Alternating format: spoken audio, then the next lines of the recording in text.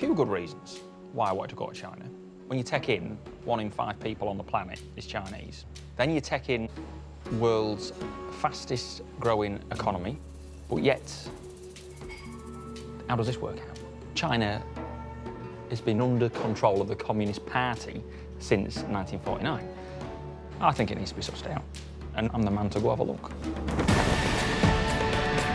This will be a guy's eye view of the world's most populous country. A 5,000-mile journey following his passions to reveal a side of China normally unseen. Look at that! This is the biggest public bogs in the world. The daredevil racer will also take on a daunting challenge. The fastest ever crossing by bicycle of the Desert of Death. If we're seeing the setting sun tomorrow, we've done something wrong. This time, guys in the capital, Beijing. The city where China's history affects both its present and its future. It is its devotion to the nation, that's what it is. He'll meet the workers responsible for one of the biggest buildings in the world. Yeah, we understand that. And he'll experience the latest way China's middle classes relax with an ancient tea ceremony. If you saw my teacup from England, you would be disgusted. Oh.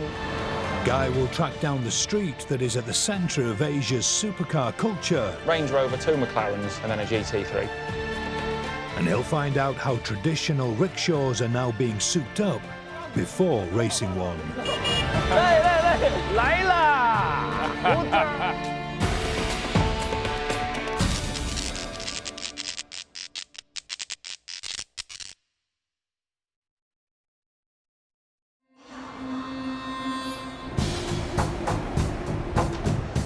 Guy's journey starts at Shanghai railway station.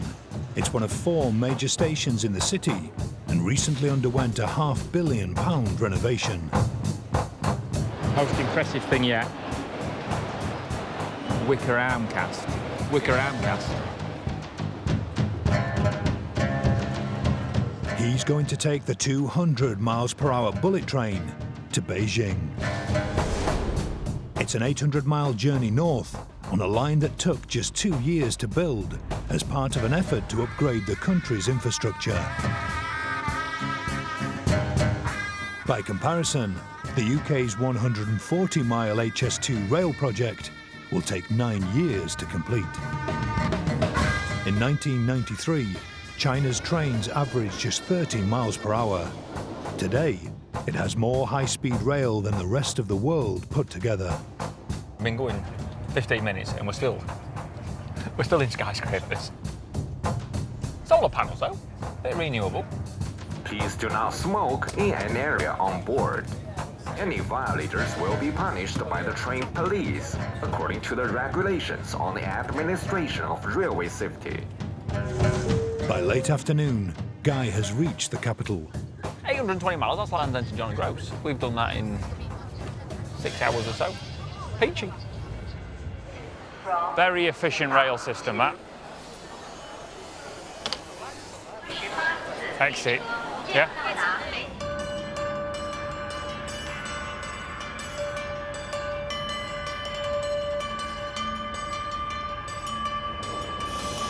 Beijing was long known as the kingdom of bicycles, and Guy wants a bargain bike to help him get around. Go on, Chang, let's have a look, mate. He's asked his translator Chan to help him. What's the bike you want? Second-hand shops aren't allowed in carefully controlled central Beijing, so she's brought him half an hour north to the center of the universe. That's how locals affectionately refer to the Wudao Cow district. Hey, 你好. Ni hao. Mr. Wong owns the Hong Sin Chi Chang bicycle shop, and he sells a transport icon. Are these flying pigeons? Oh, I thought there was black. The Flying Pigeon is the most produced vehicle in the world. I thought that the most made machine was the Honda C90. 60 million of those were made. No. The most made vehicle ever was the Flying Pigeon. 500 million, 500 million. She's done some miles. It was the only mode of transport approved for the masses by the Chinese leader, whose face still adorns every banknote, Chairman Mao. He ruled from 1949 to 1976. Big communist man. The main thing of a communist regime is you have a planned economy. That means that you're the farmers, you're going to grow this amount of crops. The factories are going to produce this amount of goods. No free market, no entrepreneurs. No one needs Bentleys and Ferraris, which is what we're seeing on the streets now. All you need is a flying pigeon. The first flying pigeon left Mao's centrally planned factory in 1950. The only option was a double crossbar, allowing you to carry a pig. I do like blue. Would he accept 100 for this? 他说那你能便宜点吗？ He said no. No? 120? No, 150. 150? Yeah. For a rough idea, you can nearly knock the naught off. So if he wants 150, he wants 15 quid for it. That ain't bad, is it? If he can put me a couple of valve caps on, I'll give him 150 for it. He gave you this for free. Oh, that's it. That's it. I think we've done all right. We've had a result, haven't we? Nice, isn't it? Flying pigeon. We're going to take it for a run, aren't we? Guy heads off on his new bike to the first of his must-see destinations, Beijing's biggest building site. It's in the city's central business district, one of the most sought-after addresses in Asia. It's a 1.5 square mile area that's been completely redeveloped. 274 schemes fiercely competed for just 18 plots of land. The jewel in the crown of this prime real estate will be Beijing's biggest building, the 528-metre tall China Zone. All right. Yeah, it's second biggest building in China, 5th biggest in the world. It is a size, isn't it? When completed, it will be nearly twice the height of the Shard in London. It's only, what is it, 70 stories at the moment, and it is eventually going to be 108, but I reckon that's 2018, not that 2018. And they've been on with it since 2011. That's what it's going to look like, you see it? That's what it's going to look like. Skyscrapers all tend to look square. But this one is sort of getting bigger towards the top. It's called it a zun, which is a Chinese word for a posh wine glass that goes out at the top. But the higher the weight on a skyscraper, the more force is created when it shakes and sways in an earthquake. Beijing is built on a number of fault lines, so China Zun's foundations have been driven 80 metres deep. Which is a bit of an engineering marvel. Let's get in, let's have a look. Guy's going to floor 75, the highest currently under construction. It's a 3.5-minute lift ride.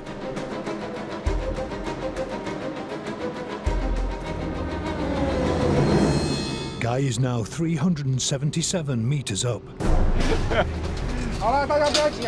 one of the world's highest building sites. Say.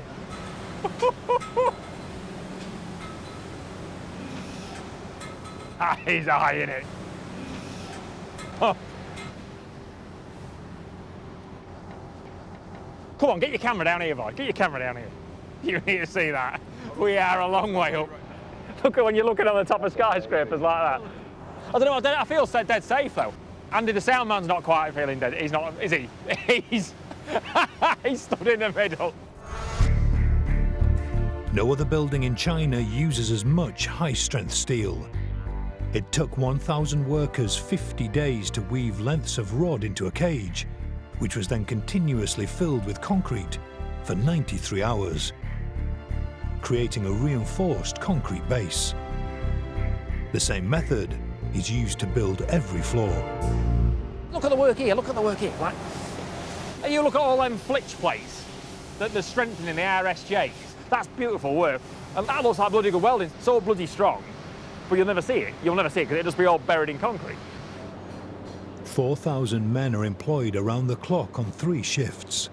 Their work has to be precise. You know, if you was welding that RSJ to that member there and you was a millimetre out, by the time you've got to the top, that's going to be 6 inches out. So this thing has to be built millimetre perfect, and it's happening. It is happening. Many workers from the poorer regions outside of Beijing only return home twice a year, like 25-year-old Xu Wei, who helps build the cranes. While you're working here, where do you live? Do you rent somewhere? 住在朝阳路上面，就楼下面朝阳路上面，工地上租的房子。 Hey, oh. Is it good money to be working on the Zoom? 我们工资不一定的，做的多就拿得多，做的少就拿得少，就这样。 It's the same. The harder you work, the better you earn. So yeah, we understand that. 我觉得自豪，我就喜欢这个专业嘛，喜欢这个工作，可能就一直干这个工作吧。 Good man. Hey, no, thank you. Thank you very much. Cheers, mate. Thank you. Thank you. Good man. By 2020, China will be home to 6 of the world's 10 tallest buildings. And this particular fledgling landmark is being marketed as luxury apartments, state-of-the-art offices, a 6-star hotel, and a top-floor observation deck. Today, the view is rather limited, but that doesn't stop Guy from asking the building site manager if he can go even higher. Would there be any way I could get in a crane?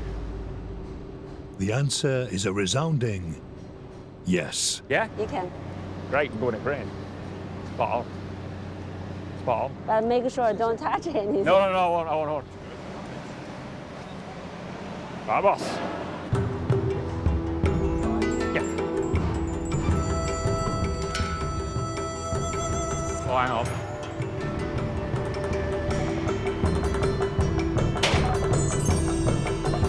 Now, over 1,300 feet up, Guy's able to get a bird's eye view of the hardest thing about building a skyscraper here.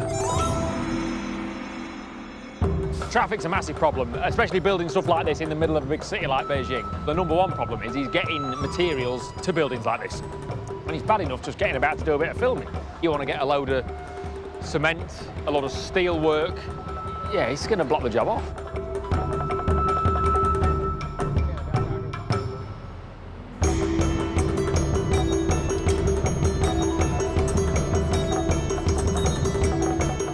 Like you say, you don't get if you don't ask. That was great. That was bloody great. Guy's Beijing adventure has taken him to the top of its biggest building, but now he's heading to the megacity's streets and some of the most congested, dangerous roads in China.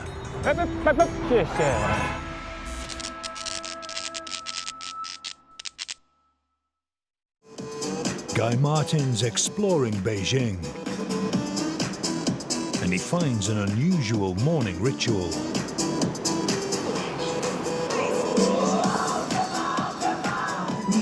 Dancing estate agents.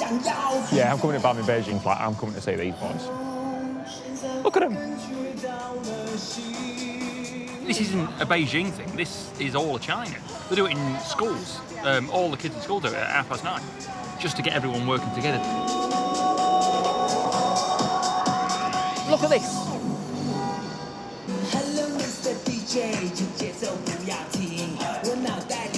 We're doing the full album here. Not just one song, the full album. I mean, we do it in Grimsby, but not to this level.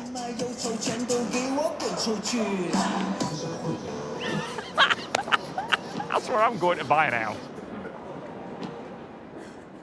Guy's tour of Beijing's least likely tourist attractions continues by bike, chased by his camera crew on a squadron of flying pigeons.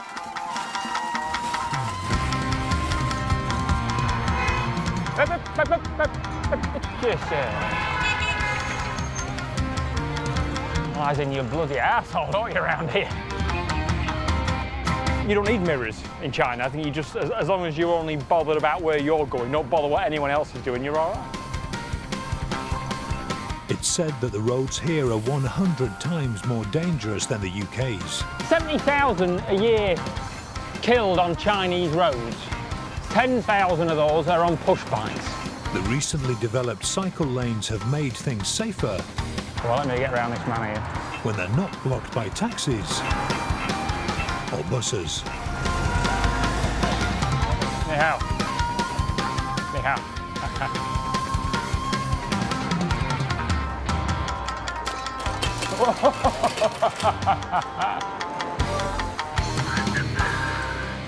The back streets are much quieter. Ni hao. Ni hao is a dog. Okay. Ni hao. Ah. 谢谢.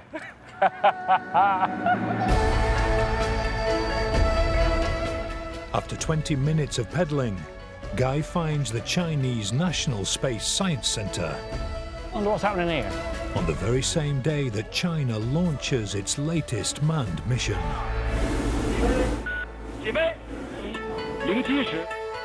China have put a lunar rocket on the moon. It's called U2. Y-U-T-U. U2, not U2. U2. I thought we were thinking of Bono.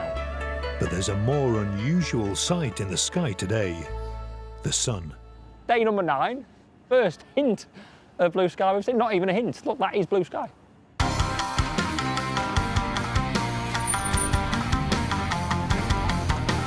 He has a 3,000-year-old city at his disposal. His wheel's nearly off. But Guy's next stop is a row of car garages. Ni hao. Happy lads. Nice oil drainer. But they do have an emissions test, that's good. So we could say we are in the most polluted city in the world. You boys are all bunged up to the eyeballs, aren't you? I've not had it yet, touch wood, but I think it'll come. China's own scientists describe Beijing as close to uninhabitable, and there are 3 million pollution-related deaths in China each year. One contributing factor is that cars now outnumber bicycles. 10 years ago, there were 9 million bikes in Beijing. Today, there are less than half that. A bicycle is associated with being poor. A car is a status symbol. Look at this. Just someone taking a bit of pride in what they're doing. He's polishing it. The side effect of being a city of car lovers is gridlock. This national holiday traffic jam stretched across 50 lanes and built up last year as Beijing's residents returned home. 21 million people, 5 million cars. And the reason Beijing has a huge population dates back to the 1960s and the policies of that man, Mao. Chairman Mao says, get on the nest. Get umping, more Chinese the better, more the merrier. Within 30 years, the Chinese population doubled. The traffic jams are the price being paid today. We're seeing a bit of it this morning. What are we on? 25 to 9, 11-hour rush hours is the norm in Beijing. Yeah, wrong way. That's all right, mate. It is a bit of a free-for-all, isn't it? All right, ni hai. Ni hai. One way the government are trying to reduce smog and congestion is by encouraging the use of public transport. This is one of more than 2,000 reverse vending machines. Sling a few bottles in this machine. It accepts recyclable plastic bottles in return for discounted travel. Yeah, no, I think it's great.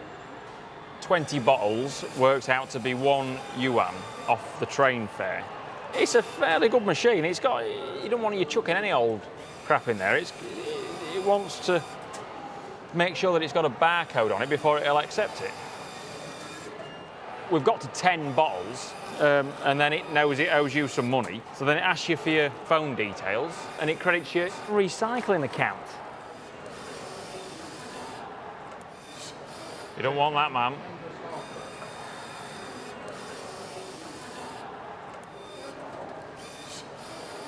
I tell you, it's not thick, is it? It's not having that.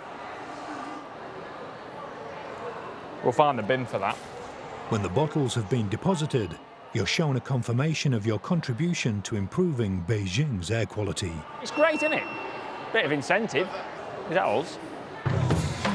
The Beijing Metro is the busiest underground rail system in the world, and its 340 miles of track will be doubled in length over the next 4 years. 9 million people a day cram inside. No opportunity to market to the masses is missed. The tunnel walls are lined with televisions, which time their video to the speed of the train, so passengers inside get an uninterrupted view of the advert. Although sometimes, the firm body of a Westerner is the only distraction you need. Not a lot of fat, I think you were saying. He said he's got a bit of fat. That's all right. It lasts longer on a colder day than me.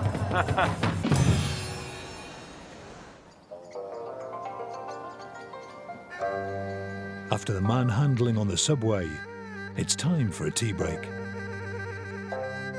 Guy and his translator Chang are visiting a private park in one of Beijing's most exclusive districts. The 500-year-old buildings were shipped in from 1,000 miles away in southern China and are now a place for China's middle classes to unwind. Guy's here to meet tea master Yao Shu. She hosts traditional tea ceremonies using priceless pots and tools. In China, the tea culture is very elegant and very important for lots of people. So she used old antique teapot and cup. Okay. For example, this rock base from Han Dynasty, which is around like 800 years already. Oh, heck. Yeah, and the teapot from Qing Dynasty. She thinks very important when you drink tea, you can feel the old Chinese culture. You know, you have that feeling when you holding them. I think if you saw my teacup from England, you would be disgusted. It's big, be that size, and I never wash it. It will make a cup of tea without using a tea bag because there's that much gunge inside. Oh. But it makes the best cup of tea. Serving tea in China is a sign of deep respect. It has been drunk here for more than 4,000 years, with more varieties than Guy is used to. 我们中国有6大茶：红茶、白茶、绿茶、黄茶、青茶和黑茶。 Today, Yao Shu is serving Guy oolong tea, a halfway house between green tea and the black tea he's used to. It's time for his first taste. 你喝喝看。 We all know what tea tastes like without milk. Like my mum has black tea. I don't know why you'd have black tea, but it just tastes like our cup of tea without milk but weak. That's what it tastes like. When in Rome, we always say, when in Rome, do as the Romans do. So when in Beijing, do as the Beijing do.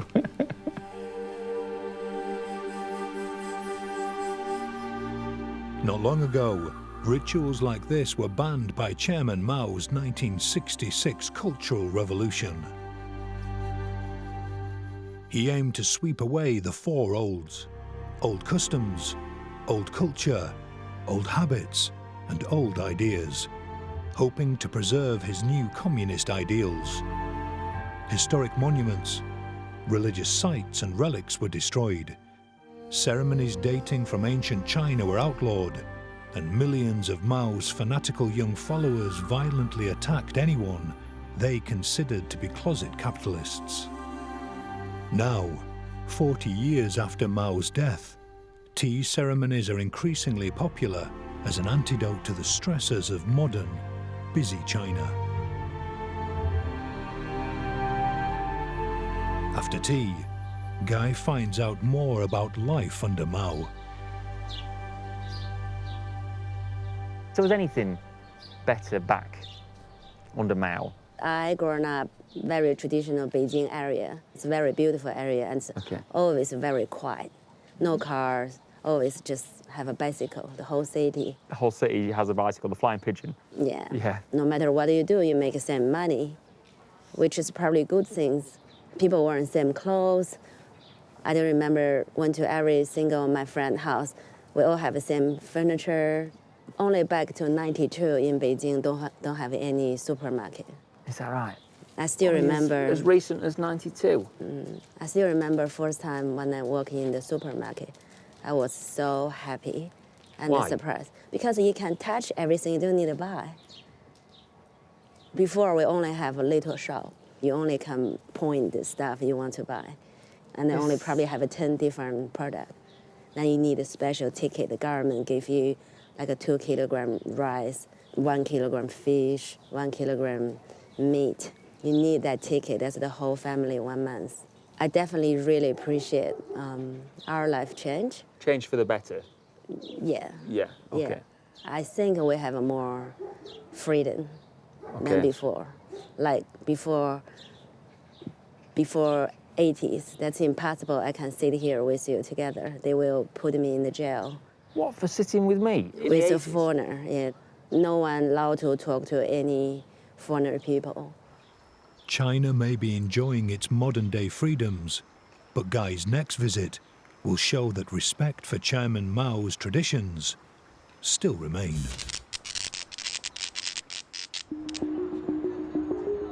It's 4 a.m. and Guy Martin's joining a queue of thousands at Beijing's historic Tiananmen Square. At sunrise, a ceremony to mark the raising of the national flag is taking place. The flag goes up when the sun comes up. That is it, that is it. We just drove in and there was buses with the tour guide on the front of the bus and people looking out the windows. This isn't a special occasion. Huge crowds watch the ceremony every single day. Folk running. They're all desperate to secure the best possible view. Come on. Come on. Look, this is proper patriotism when you're having to get out of your bed at 3 o'clock in the morning to come and watch a simple flag raising in the middle of Tiananmen Square. This popularity is partly down to the historical importance of the square itself. Tiananmen Square is where Chairman Mao first declared he had united China and put it under communist rule. There's a bit of marching going on. I'm having to watch it on the screen of someone else's telephone. And then the flag-raising guard make the ceremony last precisely 2 minutes and 7 seconds, the time it takes the sun to rise.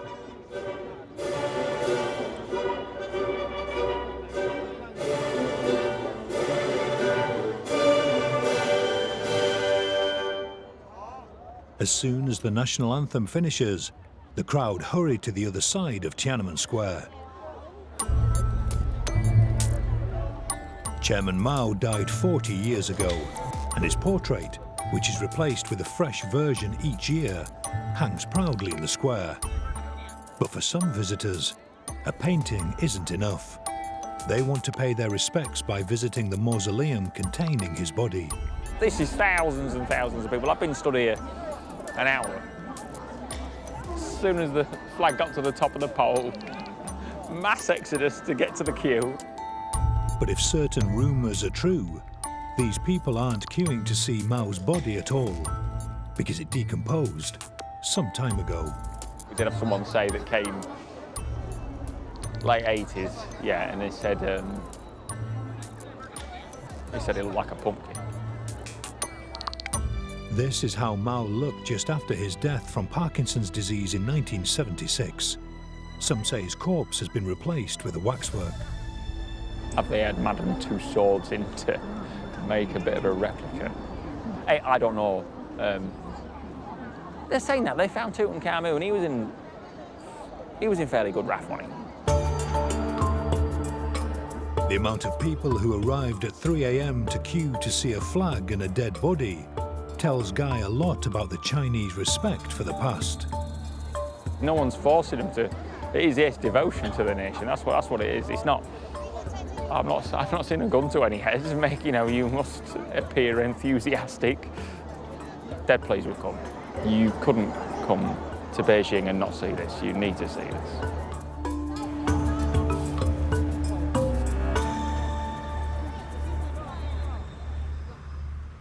Tiananmen Square is synonymous with the events of 1989, when the Chinese army opened fire on unarmed student protesters. The death toll has always been covered up, but may have been thousands. The last remaining protester is rumoured to have just been released from prison, but a news blackout has made it impossible to confirm. It's this strict control of the media that Guy will investigate next. In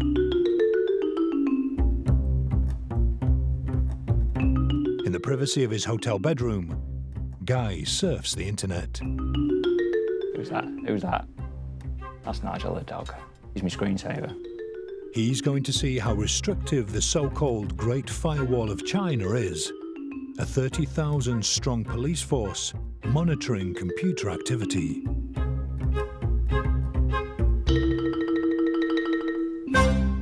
We're on floor 24. I don't think they're going to get to us very fast.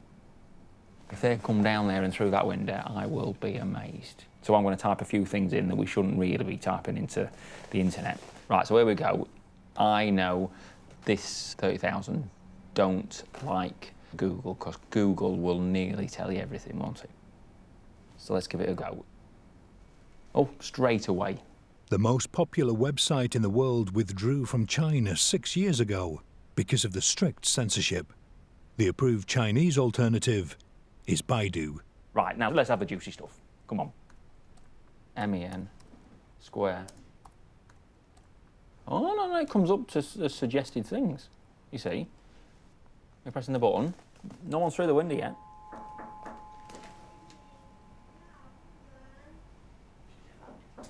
That's someone at the door. Come on, get the door. Get the door. Shall I get the door? Pardon? Ni hao. What was you after? Ni hao. Ni hao. Oh, cheers, love. Thank you. Thank you. No, she was just saying we wanted a cup of tea. You panicking she was, honestly. And that wasn't TV, was it? That genuinely wasn't TV. You boys are all frittering. So come on, we're going on here. We're pressing the button. Come on. Come on, see what it says.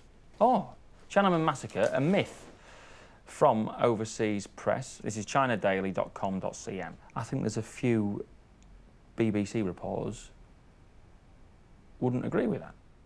Providing search results that support the government's position is just one form of control. A recent bill allows China to shut down the internet at will. The next day, Guy heads off on another mission by himself. One of his favourite pastimes is mooching around scrapyards, and in Beijing, they have scrap villages. Families who earn a living by helping recycle Beijing's waste live on site. 1% of the population, so that's a slack handful of folk, own a third of China's wealth. And then the other end of the scale, we've got 25%, a quarter of China's population, own 1%. That huge inequality is not something China wants to advertise. And so Guy has come here alone, without the knowledge of his government minder. I like Mr. Zhu. He's all right, but he definitely did not want us to come to the scrapyard. Ni hao. He's half all right with that, isn't he? I think he's done that before. We should be wearing goggles, mind. You see, it's all sorts, isn't it? I see there was your boy down there taking the tops off aerosol tins. Bloke down there doing glass. Bloke here doing wire. They're doing steels. Matey boy's got his brew on. Look at Matey boy with his brew on the top there. Good man. Plastic bottle recycling, kids' toys. Scavengers bring scrap here to be weighed in and sorted on lorries. Come on, come this way, come this way. Cheers, mate. Motorcycle pickups. We don't maybe quite have them contraptions turning up in Grimsby. And pedal-powered tricycles. Guy lends a hand unloading. All right, mate. After some careful instruction from the manager, Mr. Han, That and that, up and down. Guy is let loose on the electromagnet to help sort through the waste. Do you want that over here? Ah, on the top of the E. Yeah.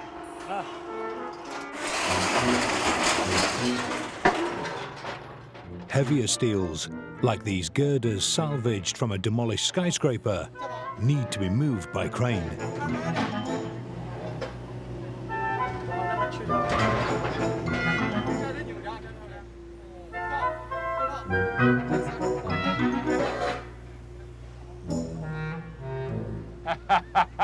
not much of a digger driver. I'm having a go. I like that. Cheers here. Thank you. Thank you. Cheers. Now considered a member of staff, Guy is welcomed by Mr. Han into one of the shipping containers that doubles as a home. Well, where are we going in here, mate? With scrap metal prices high because of strong demand in China's building sector, Mr. Han can earn up to £1,000 a day. But his way of life is soon going to change. 京津河已经下3次通知了，都是没让撤，一句话全部撤了在六环外的，市里不让放了。但是现在正在申请，因为呢都上市里外的去，咱们国家也说这个，但特别咱们本地你也知道。 China's government is often criticized for making large-scale changes with little public consultation. The homes and jobs in this yard will be moved further away from the city to make room for modern developments. But for Guy, this is the sort of place a city should be proud of. I genuinely don't understand why Mr. Zhu didn't want us to come to the scrapyard. I think he should want us to see places like this. In fact, it's quite well organised for a scrapyard. Yeah. Yes, mate. We're off, mate, don't worry.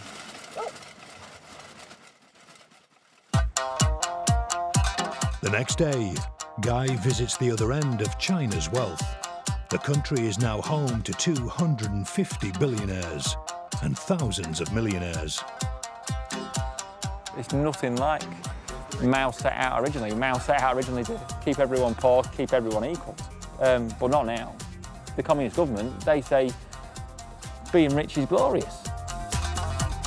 Nowhere is that more apparent than on Beijing's Tuning Street. It's just amazing to see all this, isn't it? It's a row of 50 garages that sell, service and soup up China's supercars. All these Chinese businessmen just want to show off to the masses that they've done all right. They've got a quid or two, and they'll bring it to shops around here and then get more expensive parts. There's a boy in there with a Maserati, and I don't know how much he spent having extra carbon bits and 22-inch wheels on it. I just, oh, it's car coming, car coming. A £1 million Koenigsegg supercar catches Guy's eye, but he's quickly ushered away. Anyhow, okay, okay, anyhow, got shooed out. Just having a look, mister, just having a look. Just have a look. No photograph, no photographs, no photographs. They can tell when you've got money, they can look at me, yeah, you can hardly afford put a pair of shoes on. Still dog walking around, he's allowed in. I'm not allowed in, he's allowed in. He has no luck getting close to a British-built McLaren either. See, look, come and have a look here. I don't know my McLarens, but I know that's the new shape one, isn't it? It's a P1, worth £900,000. But he does sneak a peek at a Pagani Zonda R. Only 15 of these £1.5 million machines were ever made. You couldn't be screaming more than spending that on a car and then bringing it here to get fancy bits put on it. The main customer in places like this is the sons and the daughters of these billionaires, and they've got a bit of a word for it over here. It's furadai, right? It's an offensive word. They've grown up with all this money. They can have whatever they want. And I was just reading about it. 2 daughters of different billionaires.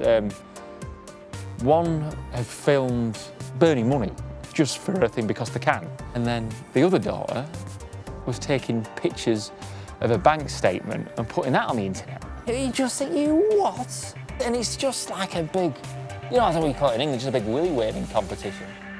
Oh, it's crackers. It's crackers. Guy has one day left in Beijing, and he's going to make it a competitive one as he takes his racing skills to a rickshaw.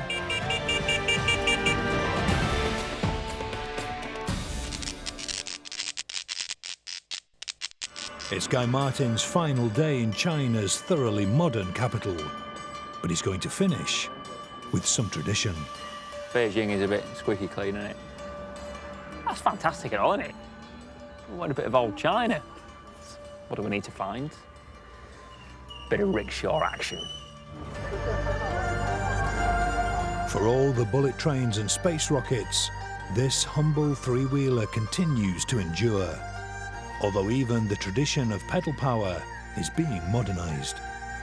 We went to the Hutons. No relation to Pete Tong. It's just a bit of an old school area of Beijing. A bit ramshackle. It was nice. Then we met Mr. Jia. All right. 你好.你好，你好，你好.你好。怎么装？用这个电机，这个，先拿这个。 For 3 years, he's been converting rickshaws, like retrofitting electric motors. 对，对，对，这么放进去，往里安，对。 Ah, that way. Okay. 对，OK。 We're just bolting the motor on. As usual, Guy can't resist lending a hand. 也是我焊的，电焊都是我自个儿焊。 It's good for it. 它不能搓一点，搓一点这电条器嘎嘎响，对，它跑偏。 Mr. Jia was taught by a friend how to fix the battery and motors 3 years ago. Okay.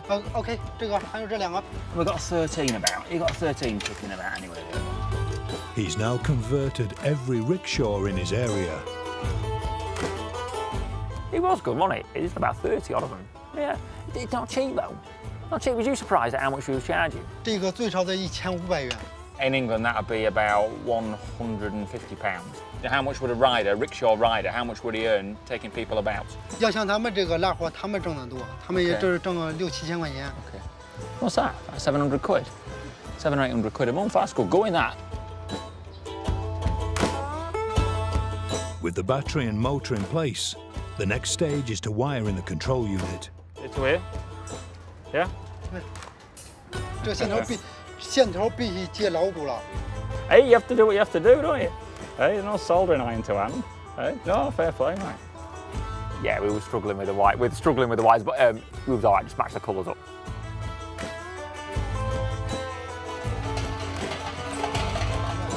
After an hour of improvised engineering, the battery-assisted rickshaw is complete. 你这没有显示器啊？ Yeah. It's all right building them. You've got to go test them. You've got to go race them. And you really. Racing needs a track, and Guy picks the alleys around one of Beijing's oldest landmarks, the 13th century drum tower. And racing needs a rival. Enter Mr. Zhao. He was like the Nigel Mansell of the Beijing rickshaw crew. 1、2、3、Go! Yeah, we went for a lap to set a time. He did not hang about. Yeah, excitable fella. He'd had a lot of cups of coffee, I think.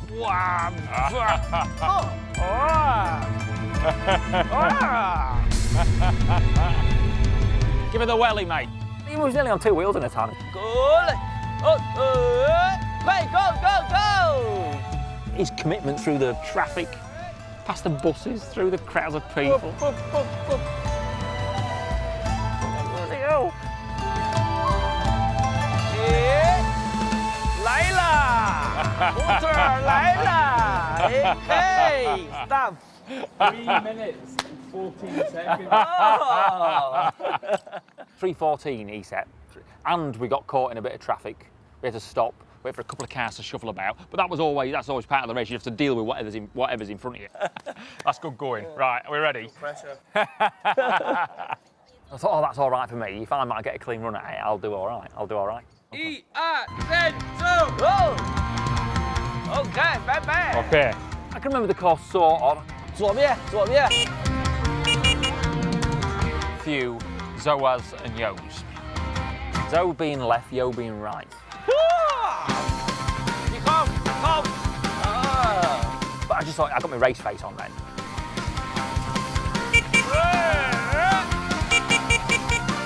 See what I was doing, I could commit to the job. So yeah, I'll give it the berries.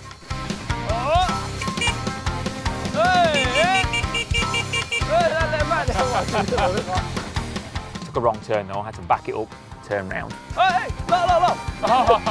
Nearly broke my wrist because you know the way I went it anyway.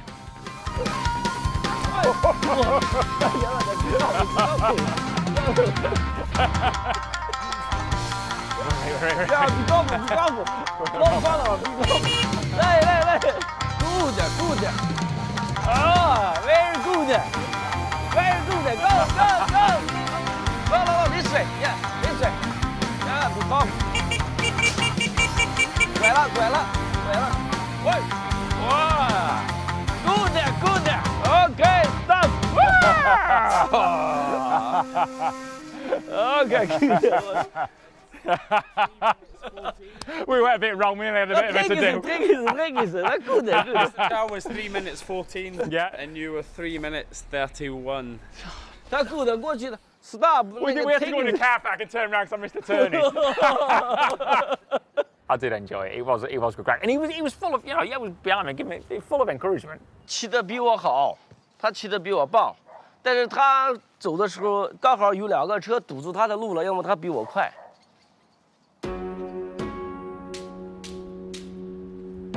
Good end to the second week in China. Yeah, it's a great place. It's a great place, but I want to get out to sea.